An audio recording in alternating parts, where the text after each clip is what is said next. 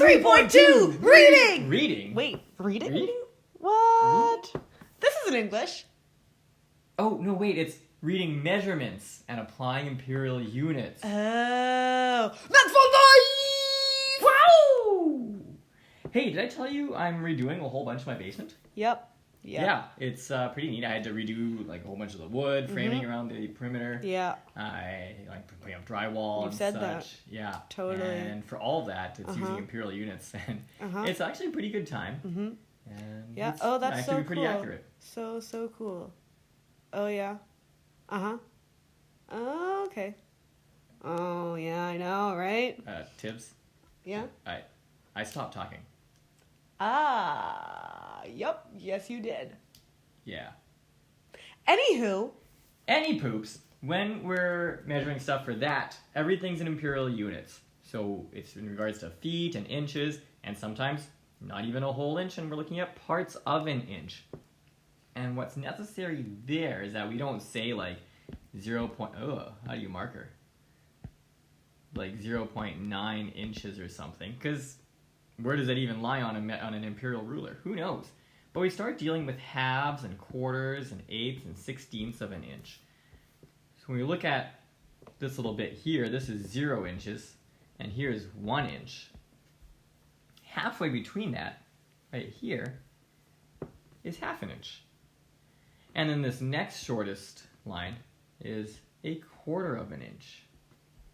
And then this next shortest line right here is half of that, so it's 1/8 of an inch. And then this tiny line right there is half of that, and that's 1/16 of an inch. So we're not dealing with tenths.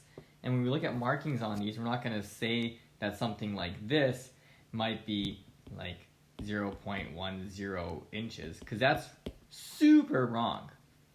We'll look at what unit it's dealing with. Are we looking at a line that marks for halves, or we're looking at a line that marks for quarters, or for eighths or sixteenths, because they all have their respective heights. And then we'll count how many of those we're in. For example, this line right here is this long. And this length of line, it's not the same length as a half, and it's not the same length as a quarter marker. So we're going to be counting our number of eighths. How many eighths do we have? Well, this would be 1/8. That's 2 of these tick marks in. And then 2 more tick marks in is our second eighth. This is 3/8, 4/8. That's 5/8 in total. So this ruler measurement is 5/8 of an inch. Similarly, this next one over here, here's our 0 inch, here's 1 inch, and we're not quite at 2 inches, so we're somewhere in between there. This lines up with this tiniest marking, which isn't a half, it's not a quarter, it's not an eighth, so it must be some number of sixteenths. We guaranteed have at least 1 inch, so there's a 1. How do you draw a 1? What have I done with my life? A 1. And then 1, 2, 3, 4, 5, 6, 7 sixteenths. So 1 7/16 of an inch. Taking a look at this next one here, we still have 0, 1, 2, and 3, and we could see we're more than 2 but less than 3, so we have 2 and something. And our line measures up, or lines up, with this guy here. It's not the largest of lines, so it's not a whole inch, it's not a half inch. We're right at the 1/4 inch mark. And how many 1/4 inches are we in? Just the 1. So we could say 2 1/4 inches. Something that I'd like to just real quickly point out here is technically every single line is a 16th, right? So if we're going, well, this is 1/16, 2/16, 3/16, 4/16, we could say, well, that's 2 4/16 inches. But we noticed that we could actually reduce that, and that reduces to a 1/4. So if you prefer to find, or determine that measurement using sixteenths, technically it'll get you the same answer. You just need to remember to reduce. All right. Next one. Whoop, whoop. Yep. So we're between 0 and 1 inches. Taking a look, it measures up with this line here. It's not our half, not our quarter, not our eighth, but it's our 16th. And how many 16ths in are we? We're 1, 2, 3. So this marking would be 3/16 of an inch. Neat. You can try these last two examples on your own. See if you can get the answers before I do. Just kidding, you can't, because this is not a live video. It was recorded in advance, and I actually already got these answers before you even started watching. Well, that's where it lies. We're looking at a tubing involved, and we've got a 1, 2, 3, 4, 5, 6, 7, 8, 9, 10, 11 sixteenths of an inch. And the last one, blah. Ooh, also starts with a 2, because there's my 2 line. And we've got 2/16 of an inch, which these days is 1/8. So that's 2 1/8 inches. Now we're going to be applying stuff to do with imperial measurements in scenarios. So sometimes what happens is when you do your measurements, you might measure something in inches. But when you go to purchase that said unit or said object, it might actually only be sold in feet or in yards. So looking at real life scenarios, we can see that we'll need to deal with some conversions and use what we already know about, other calculations such as finding the perimeter of objects or the area of certain objects and kind of tie those all together. Now, when we're looking at these kind of contextual opportunities, we need to make sure we are incredibly organized in our work.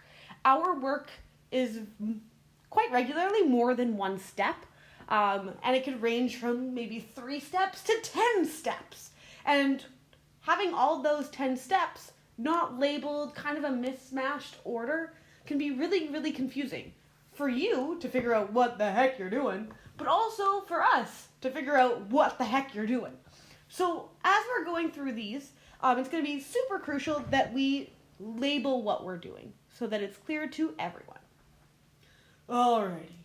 A particular bedroom measures 180 inches by 240 inches. Baseboards are sold in 8-foot lengths.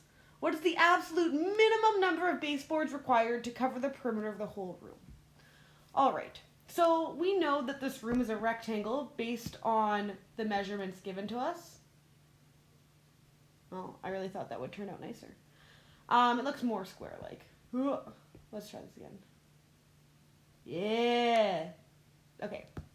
So we have 180 inches by 240 inches. We know that my perimeter of the room, well, that can be found by 2 of my widths times 2 of my lengths. So, 2 of my widths plus 2 of my lengths.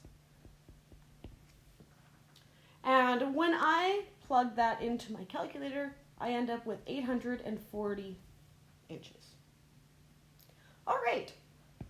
Now, before I have to find out what number of baseboards I require, I know that the baseboards come in 8-foot lengths. Here I have my perimeter in inches. So I could do one of 2 things. I could either take this perimeter and convert it to feet, or I could take this length and convert it to inches.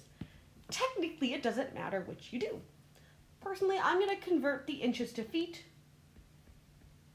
and we'll do that. So convert inches to feet. So I have my 840 inches that I've started off with. I want to get rid of inches, so those go on the bottom. I want feet, so those go on the top. And multiplying by 1, that means I have 1 foot in every 12 inches. And that gives me 840 over 12 feet, which gives me 70 feet on the dot. Heyo! Now that my units are same, I need to figure out how many baseboards I actually need. So, number of baseboards required. Well, if I have a total of 70 feet that I need to cover, and each baseboard is 8 feet long, well, then I could divide those and end up with 8.75 boards. Notice that my feet cancel out and I'm left with boards there. Now, if I went to Rona or Home Depot or Lowe's and I say, hey-o, I need 8.75 boards, they're going to look at me and go, buddy, buy 9. You can't buy them in decimals. I'm not going to cut them for you. They come in pre-packaged packaging. Come on. So I'm going to have to round this to a full unit here. And I'm always going to round up. The reason being, even if I had 8.01 that I require, if I only buy 8, I wouldn't have enough. So I always need to round up when I'm talking about quantity of, supplies required. Because if I buy less, then I will have some small, tiny little gap, and I know that it will bother me for the rest of my life. So this is going to be approximately 9 boards. So because this is a word problem, I need to end it in a word answer. You will need a minimum of 9 baseboards. Right? It's a minimum because I could technically buy 12. But that's the smallest amount that I would require. Notice that in here I have my labels for every single step along the way. It is in some sort of order. I have my step 1 before I have my step 2 and so on. If you wish, as you are doing this, you feel free, because you're probably using pencil, to maybe highlight your labels. You're also more than welcome to box your answers for each step. As long as you have your final sentence that requires your final answer with the appropriate units, that would be awesome. In this next one, we might have even more steps to go through, but let's take a look at that and see if that's the case. So Canvas Pop is a company that prints images to canvas. I've used them, they're pretty great. The canvas printing is $14 per square foot.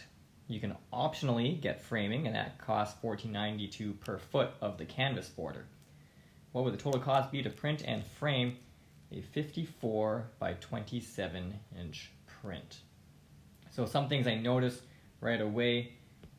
I noticed that that's a pen and not a highlighter. I noticed that's in inches, but these costs are in units per foot or per square foot. So there's a bit of a discrepancy there, and at some point while solving this, I'll have to convert one way or the other, either these costs into per square inch and per inch, or these dimensions into feet. I think doing the one conversion might be a little easier, so I will convert inches to feet. I'll have to do that at some point. And at some point I have to get the total cost. Right? That'll be my last step. In order to get the total cost, I'm going to need the cost of the frame,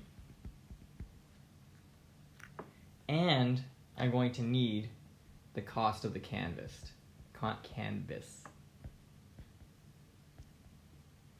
Okay.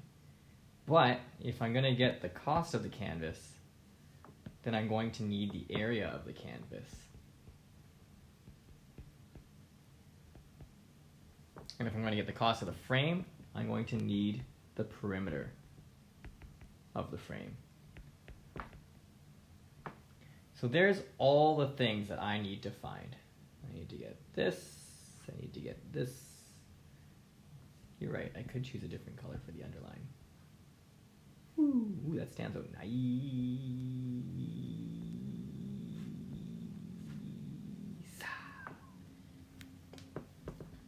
If I get all those things, I will have this problem solved.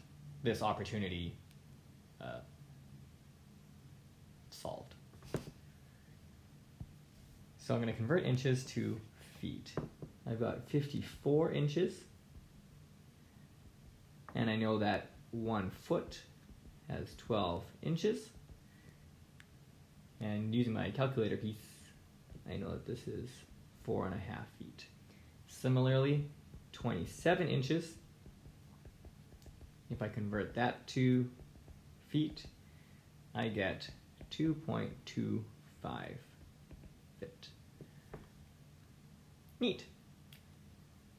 For the area of the canvas, well, that's just length times width. Which is 4.5 feet multiplied by 2.25 feet, which is something like 10.125. Oh, what units? Feet times feet will give me square feet. Interestingly enough, I think that's just like saying x times x equals x squared. It's kind of neat. The units operate same. And the cost of the canvas. The canvas printing is $14 per square foot. So cost is equal to, well, we've got 10.125 square feet, and we know that 1 square foot is equivalent to $14. Note this type of conversion here, which I'm kind of a fan of. It shows how these units are disappearing and these units of dollars are entering. Same as we did earlier with our other conversions. In any case, this gets us $141.75. So $141.75. Done. Just kidding. We still need the rest. So the perimeter of the frame, the perimeter is 4.5 plus 2.25 plus 4.5 plus 2.25. However you choose to get a perimeter of a rectangle, there's a whole bunch of ways. Regardless of your method, you should get that it's 13.5 feet. Actually, if I really want, I could even include those units the whole way through here. 4.5 feet plus 2.25 feet.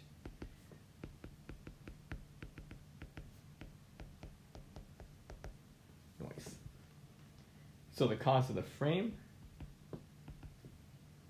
we know that we have 13.5 feet as our perimeter, and the frame is $14.92 per foot. So 1 foot is the same thing as $14.92, which means the cost for the frame is $201.42. Ah! And our total cost is the cost for the canvas plus the cost for the frame, which means that we're looking at $141.75 and oh, are we still ready? Perfect. $201.42, which gets us a total of, hey, why does this pen go funky on me? 343 work for me. It's almost out of ink, I guess.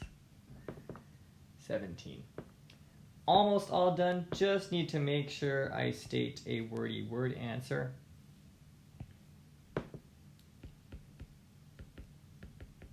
The total cost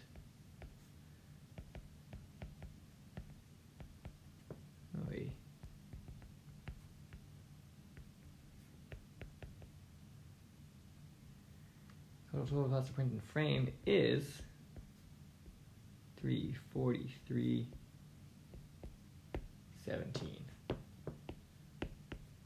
Wow! That was fun. I should print and frame something. That brings us to the end of this lesson. There is a bunch of stuff over here for you to play with. So I would play with that. Would you have them play with that? Oh, totally. That's the best. Yeah. I think the best game I ever played was math. I've played that too, and it's also my favorite. Right? Whether you do solo or multiplayer for math, it's always a good time. Anyways, that's it for now. Yeah, that's it for now. Take care. Peace out. Adios, muchachos. Yeah, it's your line. I took it. Fine.